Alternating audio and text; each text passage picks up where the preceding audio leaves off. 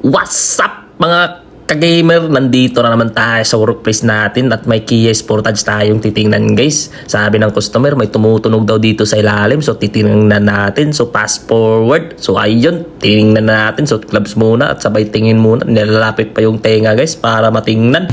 Ito na yung tunog guys, tingnan nyo naman yung tunog dyan. Pakinggan nyo na maayos. Fast forward, ayan, tinanggal agad natin yung cover guys para malaman, para makita natin kung dito ba talaga yung tumutunog at para masigurado. So ayun nga guys, binilisan ko na, sabay buka agad. Ayan, kita nyo naman guys, sabay tingin.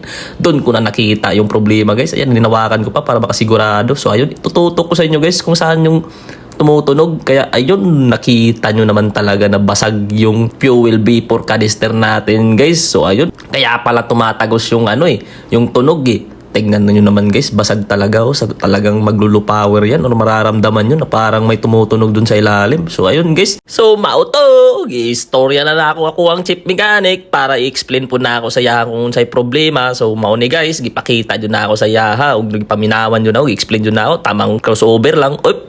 Mauto guys, ako gipakita dun sa yaw, siya na nagsulti nga orderan ng bago. So mauto guys, nag-request ako agad ng bago para mabigyan tayo ng panibagong parts nito para mabigay yun sa customer. Tapos lumapit yung tropa natin na bigatin guys para malaman at siya yung magsabi dun sa customer kung ano yung nangyari. So ayun guys, nakita niya talaga yan, no? Tabay tingin pa para makasigurado at back to work. So ayun na guys, binigyan na tayo ng panibagong parts. So ayun, nakita nyo naman talaga, sobrang bango, sobrang kitab talaga, sobrang shiny talaga guys. So ayun, kinuha ko pa yung luma, sabay sukat kung ito ba talaga or parehas lang ba. So ayun na guys, fast forward tayo sa trabaho at bilisan na natin. So ayun, sinalpak ko na nga yan agad guys para binilisan ko na agad para mabigay sa customer kasi bumalik na talaga.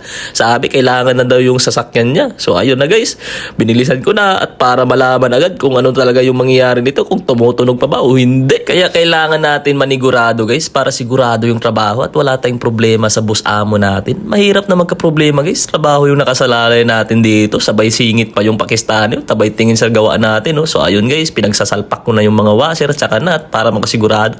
At pinasok ko na din yung mga hose tsaka mga fittings guys. Sinigurado ko muna na sakto talaga yung pagkalagay ng mga clips para wala talagang singaw. Mauto, ako na dayon gitanaw guys. Ug papinawan na ako diriya kung napabay problema. So mauto, gidouble check na ako. So di man ko sapat sa akong pagtanaw. Gikuha pa yun na akong tubulet diri guys para manigurado kung mauna jud ni o sigurado na jud ni. So mauto, manang trabaho. Magtambay na ko. Salamat sa inyong pagtanaw. Goodbye.